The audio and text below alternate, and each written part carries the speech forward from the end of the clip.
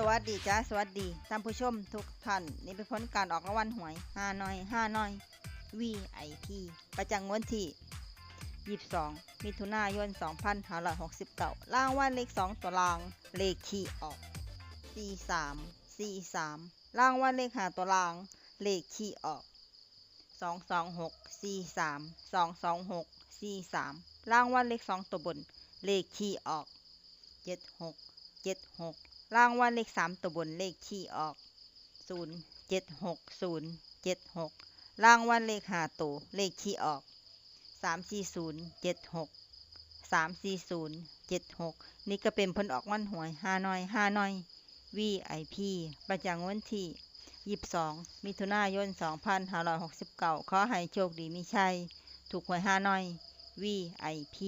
ได้รับเงินกันทุกคนด้วยจ้าฝากไปได้จ้ะซับสไครต์กดติดตามและเป็นกำลังใจขอบคุณทุกท่านที่เข้ามารับชมและรับฟังแล้วมาพบกันใหม่ในผลการออกหวย5หน่อยในวันพรุ่งนี้สำหรับมื้อนี้ขอบคุณและสวัสดีจ้า